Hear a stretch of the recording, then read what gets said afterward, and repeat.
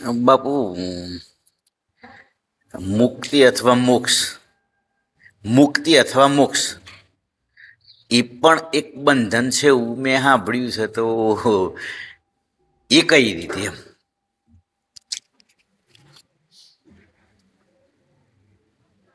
આત્મા છે એ મુક્ત છે જ.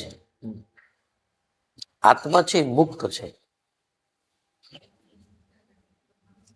અને બંધન જે છે એ એની માન્યતા છે. યસ. કારણ કે જીવ ભાવિ લોકોના સંપર્કમાં તમે બેસો છો અને એ લોકો એવી વાત કરે છે કે આપણે આ કર્મ કરશું તો આ ફળ મળશે, આપણે આ કર્મ કરશું તો આપણે આ ફળ મળશે. કર્મવાદી જે માણસો છે, જેને ઉપરનું જ્ઞાન નથી, માત્ર કર્મનું જ્ઞાન છે, સંસારનું જ્ઞાન છે, જન્મ અને મરણનું જ્ઞાન છે, એવાના સંપર્કમાં રહી અને આપણે આપણા સ્વરૂપને જ ભૂલી ગયા છીએ અને આપણે જ આપણી જાતને એક કર્તા પુરુષ, ભોગતા પુરુષ માની લીધા છે. એટલે આપણે એવું માની લીધું છે કે હું બંધાયેલો છું. બરાબર? હવે જે મુક્ત થાય છે ને, એ તો એક લોકોને સમજાવવા માટે કોઈ ક્યાંક ભાઈ માણસ મુક્ત થઈ ગયો, પણ મુક્ત થયેલો વ્યક્તિ છે ને એ હસે છે કે એને ખબર છે કે હું ખરેખર બંધાયેલો નહોતો, પણ મેં માની લીધું હતું. કે જેમ મેં ઘણી વાર દ્રષ્ટાંત આપેલું છે કે હવે એ દ્રષ્ટાંત શોર્ટમાં કરી નાખું કે આ ગધેડા હોય ને એને જ્યાં રોજ લાવતા હોય એ બાંધી દેતા હોય અને એને પગે જ બાંધે, ગળે સાંકળ નો નાખે, પગે એક દોરડી હોય ને એક ખીલામાં હોય, એટલે એ એમના ઊભા રહે એમના. પછી સવારે દોરડું છોડે અને જાય. બરાબર? હવે એને હાંજોનો ટાઈમ થાય ને, ચરીને આવે ને પછી ત્યાં લઈ જાઓ અને અહીંયા ખાલી ખાલી તમે એના પગે આમ આમ કરો ને ઓલે આમ આમ કરવારો ને એટલે ગધેડો સવાર સુધી એમના ઊભો રહે અજડ. બરાબર?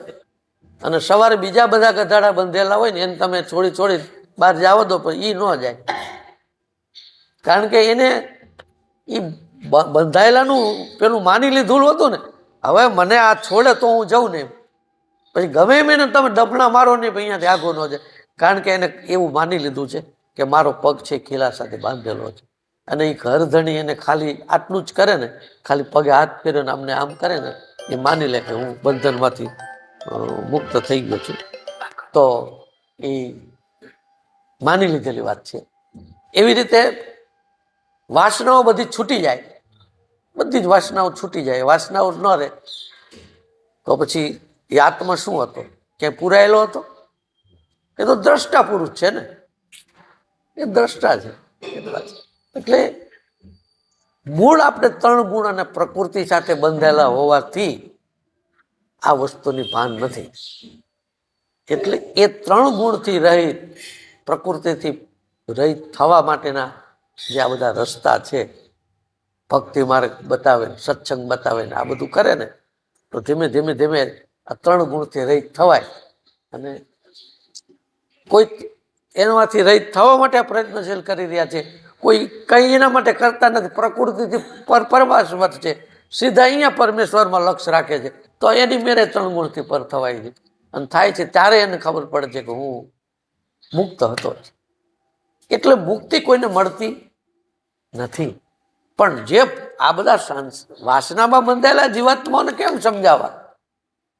એટલે મહાપુરુષો કહે કે ભજન કરો, રામ રામ કરો, કૃષ્ણ કરો, આ કરશો. તો એ કરવાનું કારણ શું કામ? સંતો કહે છે કે એની સાથે પ્રેમ બંધાય તો બીજેથી પ્રેમ ઘટી જાય ને, એટલે એની સાથે એટલું બધું અનુસંધાન થઈ જાય તો પરમાત્માનું બળ મળે, તો મનની કમજોરી મટી જાય. મનની કમજોરી મટી જાય તો આ કોઈ કર્મો એ કંઈ કરે નહીં. એટલે એકની સાથે બંધાયેલો રહે. મૂળ તો હકીકતમાં એ પણ એક બંધન થયું. પરમાત્માનું તમે ભજન કરો, એક બંધન તો થયું જ છે ને, કારણ કે પછીનો પાછો અવતાર તો આવશે અને બીજા અવતારમાં તમારે મારે પરમાત્માને મેળવવાના છે, એ ભાવના તો રહી ને. પણ મારે મેળવવાના જ નથી. હું જ છું. હું કોને ગોતવા જાઉં?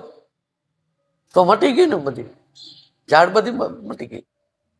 એટલે એ વસ્તુ મુક્તિ છે, કલ્પના છે, હકીકત છે. પણ છેલ્લી ટોચના મહાપુરુષની આ વાત છે. નાના માણસ પાસે આવી ચર્ચા થાય તો એને આ વાત સમજાય નહીં ને. મુક્તિ કલ્પના છે એવું કેમ સમજાય? કારણ બંધન કલ્પના છે એવું એને નક્કી થાય તો જ મુક્તિ કલ્પના છે એવું નક્કી થાય ને. પણ આ સામાન્ય માણસ હિંસા સાથે બંધાયેલો, નિંદા સાથે બંધાયેલો છે, વાસના સાથે બંધાયેલો છે, ક્રોધ સાથે બંધાયેલો છે, બધા દુર્ગુણો સાથે બંધાયેલો છે.